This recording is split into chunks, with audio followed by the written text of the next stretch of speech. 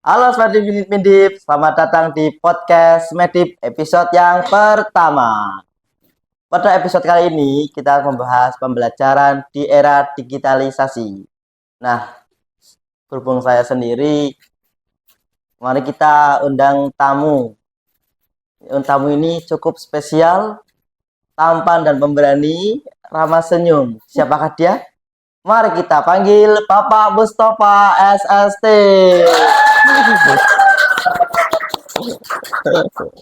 Selamat pagi Pak. Ya, oke.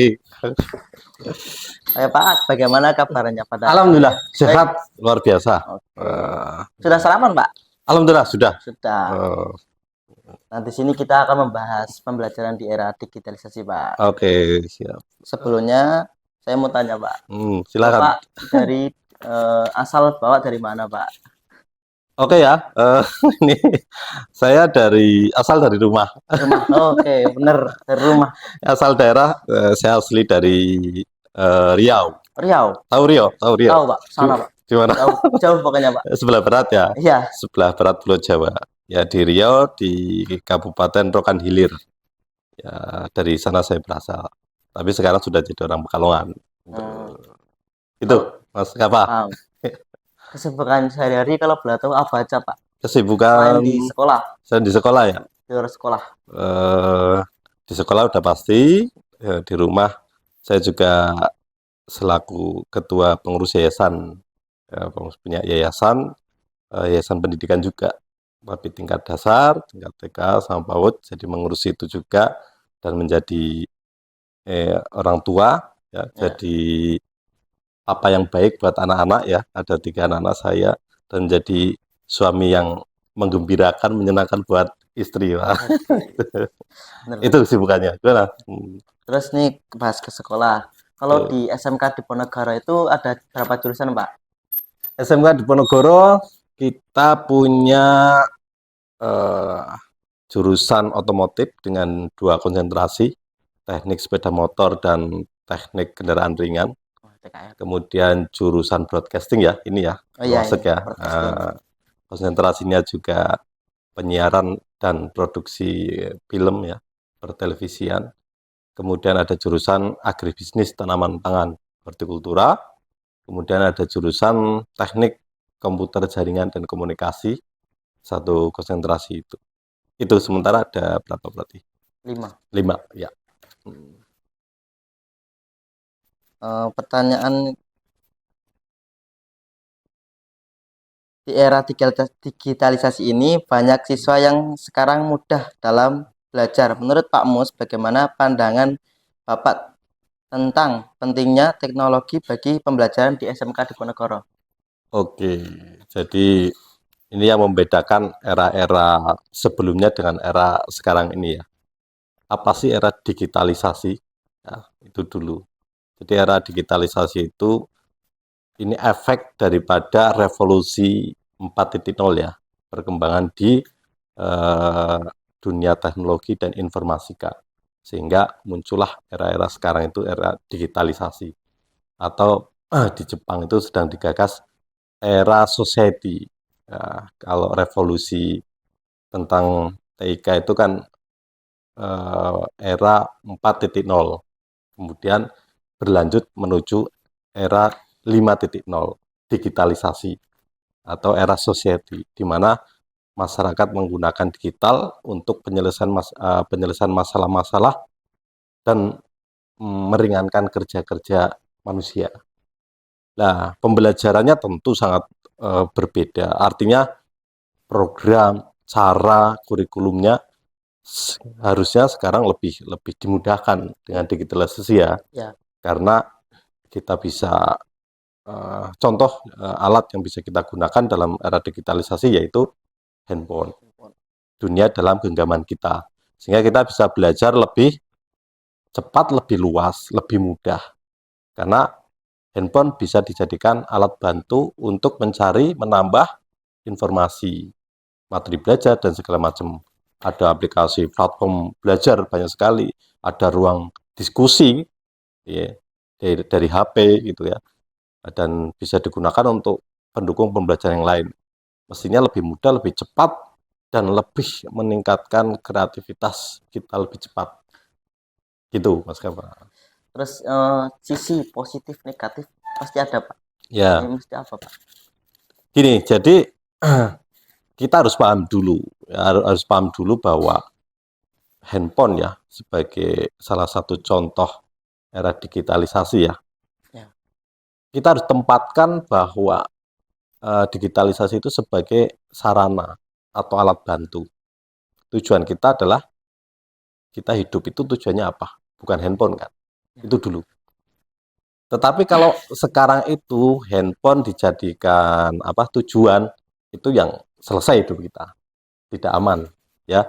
Contoh dari kecil contoh lah Mas Kava Muslim ya. Ya Muslim. Waktu kecil saya pengen sunat ya kan. Karena pengen dapat handphone menjadi tujuan. Ya kan? Ya. Saya pengen sekolah SMK supaya dibelikan handphone yang bagus jadi tujuan. Selesai itu. Karena kita menganggap handphone itu tujuan, itu yang bahaya. Ya. Tapi kalau kita menempatkan handphone HP tadi ya, itu sebagai alat bantu saya untuk mencapai cita-cita saya, itu baru keren, itu aman. Jadi itu dulu ya, supaya kita tidak salah menggunakan handphone tadi. Nah, kalau kita menempatkan handphone adalah sebagai alat bantu saya mencapai menuju cita-cita saya, bahagia, punya mimpi. Salah satu sarananya dengan menggunakan handphone. Nah, itu pembelajaran akan menjadi hal yang positif. Ya, karena di era digitalisasi ini kita bisa mencari referensi pengetahuan lebih cepat dari apa yang misalnya materi yang ada di sekolah. Kita bisa lebih cepat, lebih luas mencari dengan bantuan handphone itu. Itu ya. Penilaian bisa menggunakan handphone sekarang. Ya, bisa. Ya, kita kemarin misalnya ujian-ujian atau penilaian di sekolah, ulangan segala macam, ya kan dengan menggunakan handphone. Lebih kompetitif, ya kan, lebih bervariasi, lebih menyenangkan juga gitu kan. Kita bisa buat soal yang dibuat seperti game bisa menyenangkan, mengurangi fotokopi dan segala macam, ya kan. Kemudian perkembangan teknologi kita juga bisa membuka ruang kreativitas anak-anak, ya. Contoh Mas Kava mau ada tugas apa di sekolah, dari apa yang diterangkan di sekolah bisa di-up lebih baik ketika mandiri mencari referensi yang sudah banyak sekali, contohnya di handphone, di dunia digital ini. Itu positifnya. Itu ketika kita paham bahwa HP hanya sebagai alat bantu. Tapi kalau sudah tujuan, itu selesai tadi disampaikan. Saya ke SMK kan tujuan saya untuk mendapatkan handphone, ya kan. Belajar sudah nggak penting, ya kan. Karena tujuan saya adalah mendapatkan handphone kan. Harus main handphone. Cita-citanya apa? Hampir nggak tahu. Saya cita-citanya jadi YouTuber. Misalnya kayak gitu. Tapi bukan yang memproduksi YouTuber, memproduksi film untuk di-upload di YouTube, enggak. Tapi jadi penonton YouTube, ya kan? Scroll YouTube. Jadi apa TikToker, tapi bukan menjadi pelaku membuat video, tapi jadi men-scroll TikTok, ya kan? Karena dia nggak malas belajar, itu negatifnya situ. Saya kira kalau kita menempatkan dengan tepat tadi handphone di era digitalisasi ini, ya sangat bermanfaat. Ya. Gitu Mas Kava. Oke, intinya gunakan handphone dengan lebih baik biar bisa bermanfaat bagi diri kita sendiri. Ya. Handphone bukan tujuan. Gitu. Ya, handphone itu bukan tujuan. Ini SMK juga punya slogan nggak Pak? Slogan SMK? Ya, punya. Apa itu Pak? Mau modern, agamis, unggul. Ya. Smedip! Mau modern, agamis, unggul. Oke, tepuk tangan semuanya. Lanjut pertanyaan yang keempat. Tantangan apa yang dihadapi SMK Diponegoro di era digitalisasi, Pak? Tak minum dulu ya. Oh iya, diminum. Saya cicipi ini kopi Smedip ini. Bismillahirrahmanirrahim. Kopi Mae, Pak.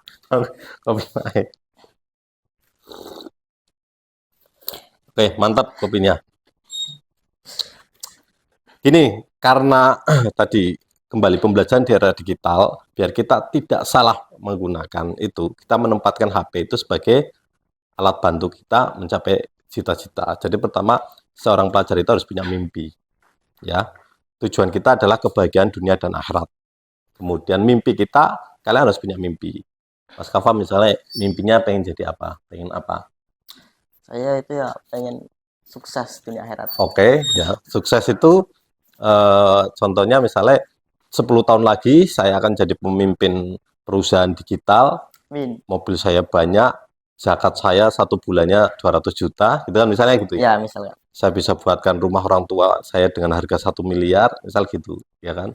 Ya istri cantik, 4 misalnya. Ya, aman tuh Pak. Ya kan, itu kan mimpi ya. Ya mimpi. Nah, mimpi itu kayak gitu.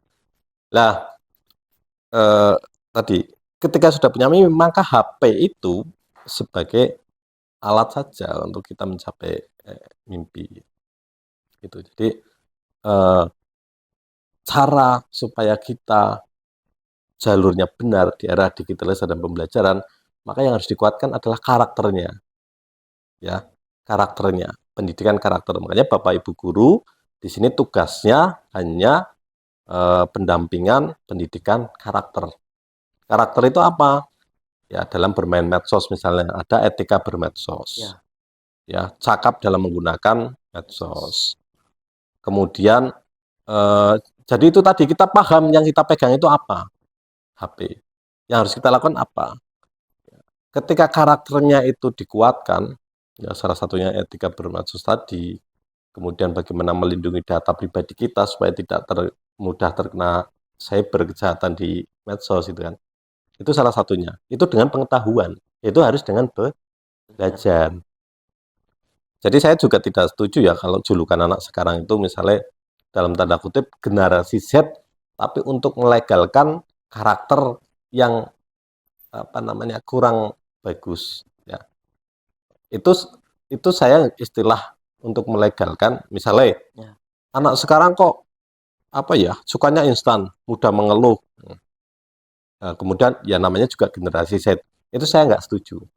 Generasi Z itu bukan untuk melegalkan karakter ya karakter aja.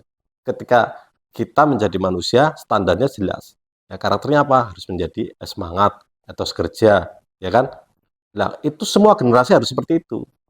Ya. Jadi bukan berarti generasi Z boleh malas-malasan. Gitu ya, maksudnya gitu ya. Enggak itu maksudnya. Karakter itu ya dari semua generasi harus seperti itu. Tidak mudah mengeluh, menikmati proses kan gitu ya, semua generasi harus seperti itu. Nah, ketika karakter ini ditanamkan kepada generasi Z, karakternya sama dari tahun ke tahun, ya karakter yang baik seperti itu, maka generasi Z akan menjadi benar-benar menjadi generasi emas, ya kan? Karena dengan karakter yang sama tapi dengan fasilitas didukung digitalisasi, percepatan dalam menyerap informasi, teknologi segala macam lebih jauh daripada orang-orang dulu, maka riset akan lebih maju. Mestinya kayak gitu. Gitu Mas. Jadi triknya yaitu penguatan karakter. Penguatan karakter. Ya. Gitu Mas. Oke, lanjut ke pertanyaan selanjutnya, Pak. Bagaimana cara agar sukses mengimplementasikan teknologi agar bermanfaat bagi pembelajaran, Pak? Ya, jadi implementasi teknologi itu sebuah keniscayaan ya, Mas Kopa ya. Sebuah keniscayaan. Keniscayaan itu apa? Mau ndak mau, ya kan? Setuju ndak setuju, kita akan terus berjalan. Itu tadi, sekarang sudah masuk kepada era apa? Society, ya, yang digagas dari Jepang. Society 5.0, ya. Itu mesti kita harus memanfaatkan untuk kehidupan kita, ya, karena sudah dimulai dari di Jepang itu 5.0 itu. Apa itu? Yaitu era 5.0 itu memanfaatkan digitalisasi untuk meringankan kerja manusia, ya kan? Untuk menyelesaikan permasalahan sosial ekonomi, ya, tetapi tetap berbasis kepada kemanusiaan. Ya, jadi ke depan kita akan semakin, contoh ya, contoh penggunaan digitalisasi yang bermanfaat dan itu tidak bisa kita hindari. Ada sekarang itu EA, AI, AI, AI, ya kan? Apa itu AI? Apa Mas? Yang di belakang? AI apa itu? AI itu apa? Ya? Apa? Mas kameramen? Coba dengan itu kalian kan saya harus mencari misalnya buat sebuah artikel gitu kan. Kalau orang tidak mau mengikuti perkembangan ini, manfaat digital, harus berapa buku harus dibaca segala macam itu kan, berhari-hari membuat, ya kan? Kalau dengan menggunakan memanfaatkan AI itu, ya kan sudah kita bisa dengan kata kunci atau perintah saja sudah keluarkan itu. Artinya, ya itulah yang tidak bisa kita hindari ke depan. Kemudian otonom, ya kan? Apa? Otonom. Apa? Taksi-taksi yang sudah tidak ada supirnya, pengemudinya, ya kan? Kan sudah mulai menjamur di Eropa, bahkan di Indonesia di IKN kan sudah diterapkan juga. Nah, ya kan? Itu penggunaan digitalisasi tadi, ya, untuk hal yang bermanfaat dan itu pasti gitu. Gitu apa? Nanti akan berkembang lain lagi kan, jadi banyak tenaga manusia digantikan oleh tenaga robotik yang berbasis kecerdasan buatan itu, AI itu, ya kan? Ya. Itu. Jadi mau nggak mau, pastilah kerja-kerja manusia nanti akan dimix ya dengan digitalisasi tadi. Itu maksudnya. Ini berhubung pertanyaan sudah habis Pak. Iya. Nah saya mau tanya-tanya tentang Pak Mus. Apakah benar Pak? Saya dengar Pak Mus katanya suka olahraga voli, takraw, dan lain-lain Pak. Jadi ya ini saya itu kan generasi dulu ya. Ya.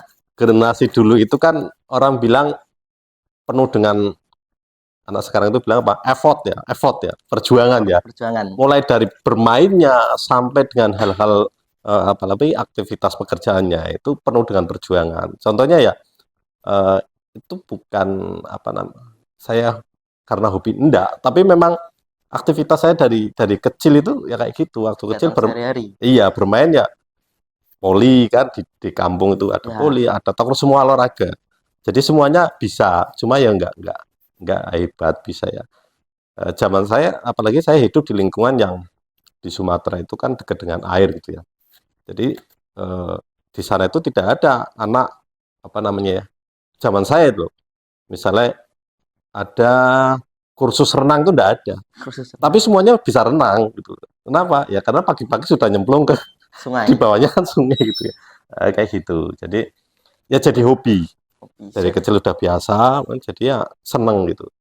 Jadi bisa semua ya. Gitu Mas Kapa. Jadi semua olahraga ya saya dulu ngalami waktu kecil karena ya dulu mau main apa lagi. Kalau sekarang kan olahraganya aja apa? E-sport ya. Iya. ML gitu kan. Iya. HP miring gitu ya. Miring. Sekarang kalau anak-anak main itu olahraga. Nah, olahraga ya semuanya saya sekedar bisa karena ya dulu kecilnya yang bermainnya seperti itu Mas Kapa. Bapak nih sebelum menjadi kepala sekolah dulunya pernah mengajar apa belum Pak? Saya belum pernah mengajar secara formal. Belum. Ya secara non formal ya pernah. Karena saya itu kan lulus kuliah langsung bekerja di perusahaan ya, selama 5 tahun ya, di perusahaan perkebunan di Kalimantan. Setelah dari Kalimantan pulang ke Jawa baru jadi guru. Gitu Pak. Berapa tahun Pak? Di Kalimantan? Ya. 5 tahun. Kalau di sini berapa tahun dah? Di sini sejak 2015 kalau tidak salah menetap. Sudah lama. Ya, sudah lama ya. Ya seperti itu. Jadi memang Pak Mus kan SST itu kan bukan keguruan ya. Karena dulu ya Pak Mus tidak pernah berpikir menjadi guru gitu. Tapi saya tidak pernah menolak apa kesempatan yang Tuhan beri. Itu aja. Ya. Cara kasarnya itu tidak pilih-pilih pekerjaan. Di mana ada kesempatan kita ambil dan kita syukuri. Itu ya. Nah, itu termasuk mental itu. karakter itu loh. Jadi terkadang anak-anak sekarang itu kan pilih-pilih pekerjaan. Ya, pilih-pilih. Ya, enggak usah pilih pekerjaan karena belum tentu juga ada pekerjaan yang milih kita. Ya, benar. Paham ya? Paham. Pantaskan diri kita jadi apapun. Ketika kita pantas pasti Tuhan akan beri. Kava ini udah fokus saja belajar misalnya di pembuatan video dan segala macam. Udah fokus saja. Ketika kamu ahli, ya pasti nanti pekerjaan yang memilih kamu, gitu ya. Ya. Dan Allah akan memberikan sesuatu pada orang yang memang ahlinya. Kalau kita milih pun terlalu pede, siapa? Ya jadi gitu. Jadi belajar itu ibarat kalian tuh belanja ke pasar lah, gitu ya. Belanja ke pasar itu belanjalah sebanyak mungkin sehingga kamu bisa banyak yang kamu jual. Kalau kamu hanya belanja tahu, kamu hanya bisa jualan tahu. Ketika orang tidak suka tahu, ada yang beli enggak? Ya, gitu. Jadi begitu juga sekolah. Apa aja keahliannya ada sekolah, ambil sebanyak-banyaknya. Kamu bisa editing film, kamu bisa bikin video, kamu bisa ngelas, kamu bisa bikin ilmu pertanian segala macam. Ya enggak? Ketika ada peluang, peluangmu lebih besar. Itu namanya fokus memperbesar kapasitas saja. Gitu Mas Kembali. Oke, udah lama ya ini. Udah lama belum Mas? Udah. Betul. Oke, terima kasih teman-teman telah menonton video ini. Jangan lupa saksikan video di YouTube SMK Diponegoro Gianyar. Terima kasih, sampai jumpa kembali. Bye bye.